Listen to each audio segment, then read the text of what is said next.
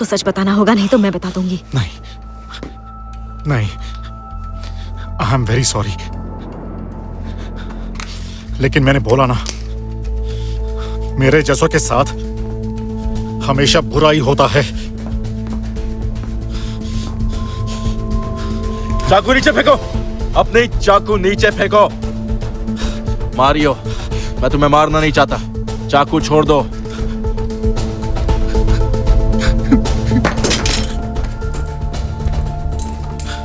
Mario रिज्जो, तुम्हें Sylvia के कत्ल के जुर्म में गिरफ्तार किया जाता है। और उसके माँ बाप के भी।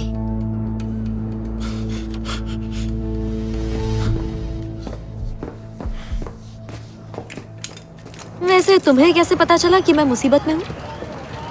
मैंने अपने एजेंट को तुम पर नजर रखने के लिए बोला था, और उस मारियो के बारे में मुझे सीसीटीवी कैमरा फुटेज से पता चला। तुम मेरी जासूसी कर रहे थे? तुम बहुत बुरे इंसान हो। तुम्हें मुझे थैंक यू बोलना चाहिए, तुम्हारी जान बचाई है मैंने। नहीं नहीं नहीं, बात को मत बदलो। तुमने मेरी जासूसी क्यों की? वो इसलिए क्योंकि तुमने मुझे सब कुछ नहीं बताया। मिसाल के तौर पर तुमने ये नहीं बताया कि इसके बारे में तुम्हें कैसे पता चला। तुम्हें इससे क्या? तुम कहती हो ना मैं तुम्हारी बात नहीं सुनता। चलो मैं अब सुन रहा हूँ, बताओ मुझे डिटेल में।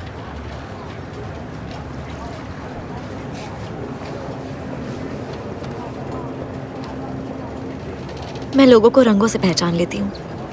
इसे सिनेस्थीजिया कहते हैं। ये एक दिमागी बीमारी है। ये क्या कह रही हो? इंसान से निकलने वाली तरंगे, इसमें कोई जादू नहीं है। कह सकते हो मैं लोगों के इमोशंस को रंगों से पहचान सकती हूँ। हमेशा क्या?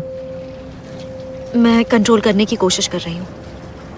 जब मैं शांति से फोकस करती हूँ तभी ये सब देख पाती हूँ, लेकिन अगर दुखी हूँ तो ये बर्दाश्त नहीं होता। और मारियो, उसका रंग कौन सा था? चमकीला केसरी, क्योंकि वो शर्मिंदा था। लेकिन जब मैंने उस पर इल्जाम लगाया तो वो चमकीला हरा हो गया। नर्वस लोगों का रंग भी यही होता है। Wow, I am impressed. लेकिन इसका नुकसान भी है। दूसरे लोगों के इमोशंस को अपने अंदर महसूस करना, गुस्सा, दर्द, खुशी, हमेशा अच्छा नहीं लगता सच में। मैं समझ सकता हूँ। मैं लोगों के इमोशंस को महसूस नहीं कर सकता, और ना करने में ही भलाई है। जैसे कि ह्यूमन ट्रैफिकिंग के शिकारों के इमोशंस को।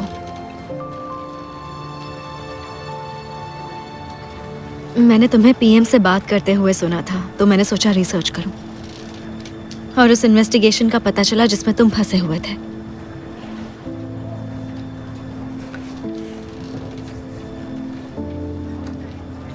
छह महीने पहले पलेर्मो में तकरीबन 300 लोगों को बेचा गया था, सोच सकती हूँ। और वो सभी लोग वहां से गायब हो गए, हमेशा के लिए। और हमें मिले उनके कपड़े, लेटर, यहां तक कि टेडी बेयर भी। पता है मैं इसलिए पुलिस में हूं क्योंकि मुझे टेडी बेयर बच्चों के बिना अच्छे नहीं लगते। मुझे बहुत दुख होता है। थैंक गॉड कि मैं एक पुलिस वाली नहीं हूँ। नहीं, तुम नहीं हो, क्योंकि तुम तो मुझसे डालिया हो। मेरा नाम वियोला है, वियोला।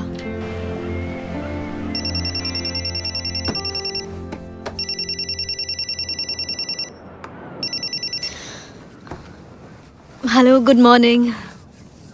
तो आपको मेरे डैड मिल गए क्या? आई एम सॉरी, हमने बहुत जांच की पर इस नंबर की कोई भी ऑरेंज बीटल कार हमारे रिकॉर्ड में नहीं है। क्या आप खोज जारी रख सकती हैं? उसके मालिक का नाम पता नहीं चल सकता, इसलिए भूल जाओ। Thank you.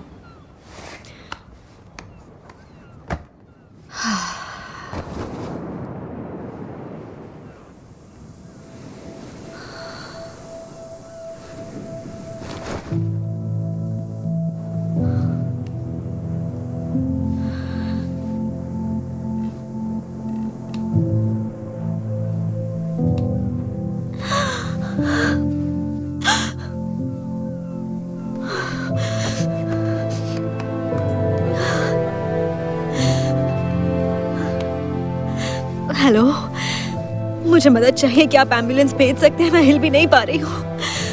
हाँ। और इस तरह मैं इस सफेद सुरंग में पहुंच गई। यह है MRI। इससे पता चलेगा मेरी बीमारी कैसे बढ़ रही है। कुछ महीनों पहले पता चला था, जब मेरे बॉयफ्रेंड ने मुझे छोड़ दिया और मुझे उस पर पूरा विश्वास था। मैं डॉक्टर के पास गई तो उन्होंने कहा, आप प्लीज बैठ जाओ। मुझे एक तरह की दिमागी बीमारी है जिसे कहा जाता है syndrome of neuron with holes. Synaesthesia तो इसकी बस शुरुआत है। इसके साथ और बहुत कुछ होगा। मुझे ज्यादा दूर दिखाई नहीं देगा। मुझे गर्मी या सर्दी महसूस नहीं होती। और अभी अभी पता चला है कि कभी कभी पैरालाइज भी हो जाती हूँ। हर खत्म होने वाला न्यूरॉन जिंदगी का कुछ हिस्सा अपने साथ ले जाता है। मेरे शरीर के काम करने की क्षमता और मेरी यादें भी। खुशकिस्मती से जो अहम है वो बाकी है। सिसिली में मेरा बचपन, पहले प्यार की खुशी, खूबसूरती जिसने मुझे कामयाबी दिलाई, बहुत सारे धोखे और सबसे बड़ा धोखा मिला अपनी बॉडी से।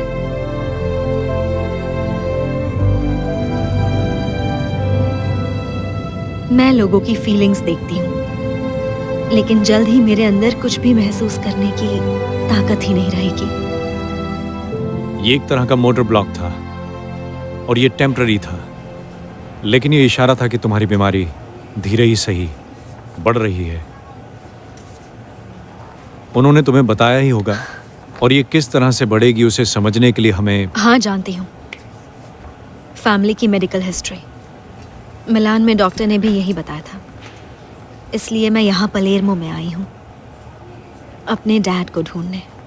तुम उनसे कभी नहीं मिली? मेरे पैदा होने से पहले ही गायब हो गए। मुझे मेरी माँ ने ही पाला। क्या उन्हें भी ये तकलीफ थी?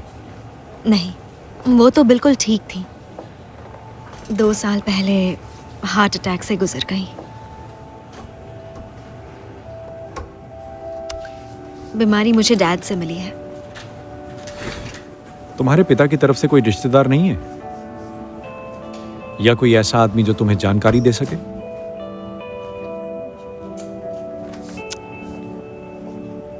I am sorry. देखिए, हम तो बस इतना ही कर सकते हैं कि रेगुलर इंटरवल पर इसकी जांच की जा सके ताकि बीमारी के बढ़ने का पता चल सके। आप अगली अपॉइंटमेंट अभी फिक्स कर सकती हैं। उसकी जरूरत नहीं। अब यहाँ रहने का कोई फायदा है ही नहीं। खुद को धोखा देने का कोई फायदा नहीं। मैं पेरिस जा रही हूँ। Thank you.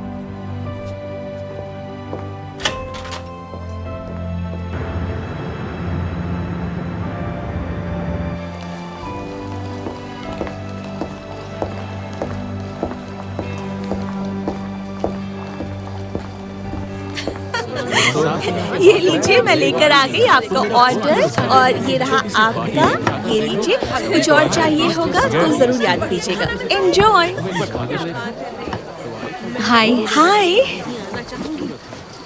दरअसल जाने से पहले तुम्हारी शर्ट लौटाने आई थी। तुम जा रही हो? बदकिस्मती से मुझे मेरा रास्ता नहीं मिला, तो बस जा रही हूँ। I am sorry. और तुम तो कैफे बंद करके जाने वाली थी, है ना? बोलो। जानती हो मुझे अपनी बहन की चीजों में क्या मिला? उसकी डायरी। आखिर में उसने लिखा था, लगता है मैंने अपने कस्टमर्स के बीच में अपने पेरेंट्स का खूनी ढूंढ लिया। उसने मारियो को देखा था, पर मुझे सेफ रखने के लिए उसने उसे छोड़ दिया। वो बिल्कुल सही थी। मैं हमेशा डर जाती थी। अब मुझे सिल्विया की तरह बनना है, आजाद। क्योंकि मुझे एहसास हुआ कि खुली खिड़कियों से जहां बुरे आदमी आ सकते हैं, तो वहां से नए दोस्त भी तो आएंगे ना। एक पल में ही जिंदगी खत्म होने के डर से हम लोग जीना तो नहीं छोड़ सकते ना।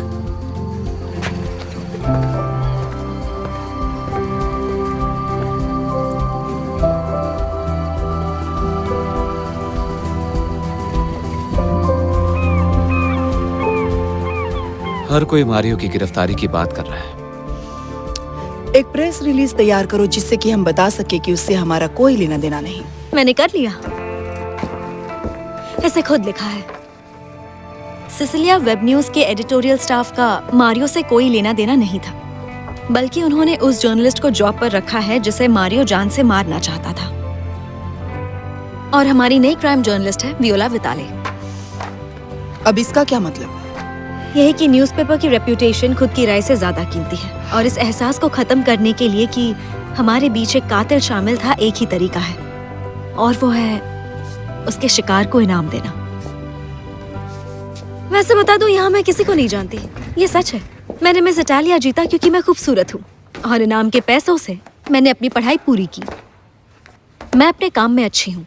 अगर आज मैं यहाँ हूँ तो इसलिए क्योंकि आप अच्छी हैं, लेकिन ऐसे दिखाती हैं कि आप चिड़चिड़ी हैं, बर्दाश्त के बाहर। आपको झेलना मुश्किल है, पर मैं आपको प्यार करना सिखाऊंगी अपने तरीके से। और आप सिर्फ डायरेक्टर नहीं हैं, उससे कहीं ज्यादा हैं। आप एक औरत हैं, मतलब फीमेल डायरेक्टर। बढ़िया है, तो कल सुबह 8 बजे मिलते हैं। याद रहे, मैं तुम्हें कभी भी निकाल सकती हूँ।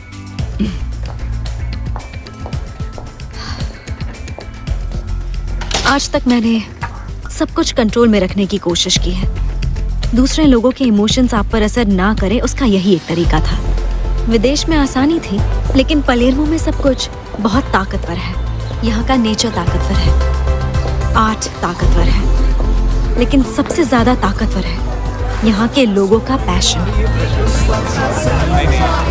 हाँ, उनसे अभी भी डर लगता है, लेकिन अब मैं समझ चुकी हूँ कि अगर जीना है तो लोगों से मिलजुल कर रहना होगा, उनके इमोशंस को समझना होगा, क्योंकि यही मैं चाहती हूँ, जीना। और जो जिंदगी ने मेरे लिए सोचा है उससे निपटना। हाय।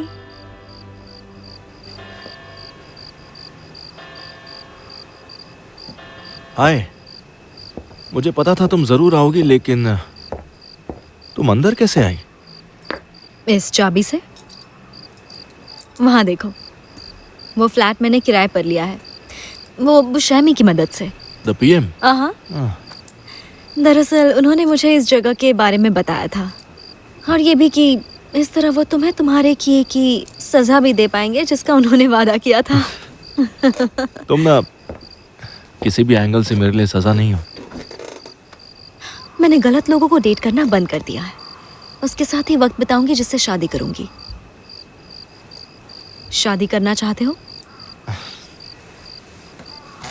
फिर तो कोई चांस नहीं है। अगर कुछ कर सकती हूं तो सिर्फ मदद। मैं सिसिलिया वेब न्यूज की नई क्राइम जर्नलिस्ट हूं। तुम तो जानते ही हो ना, एक जर्नलिस्ट दोस्त कितना इंपॉर्टेंट होता है। छोड़ो, भूल जाओ। एक बार फिर से सोच लो, तुम अपना एक खबरी गंवा दोगे, और तुम जान चुके हो कि सिनेस्थीसिया तुम्हारे लिए कितने काम का है।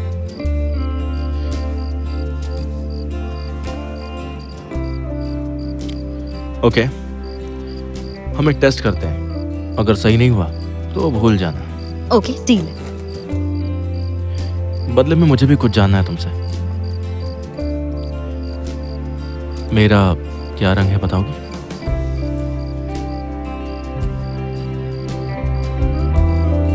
चलो बताओ।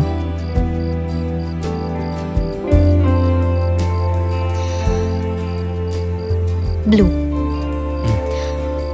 मुझे मिलने वाले हर देशभक्त, स्वार्थी और बच्चे के दिमाग वाले आदमी की तरह।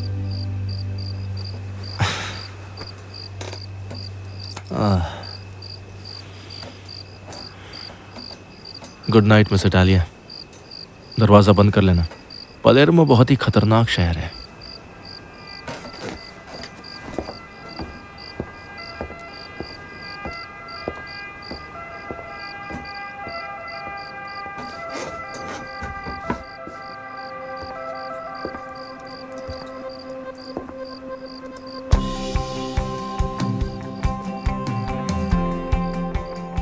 क्या मेरी जिंदगी में यही आदमी लिखा है?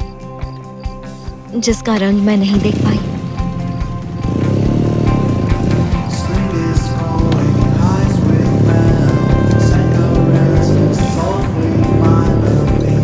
एक ऐसा आदमी जिसे मैं समझ नहीं पाई।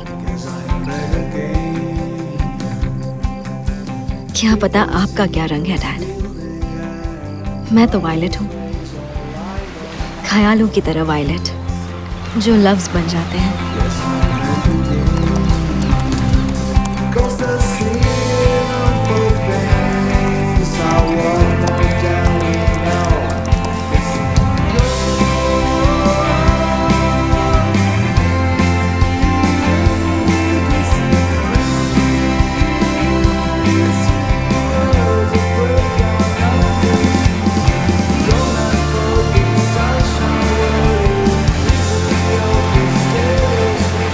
मैं हूँ वियोला, समंदर की तरह वायलेट।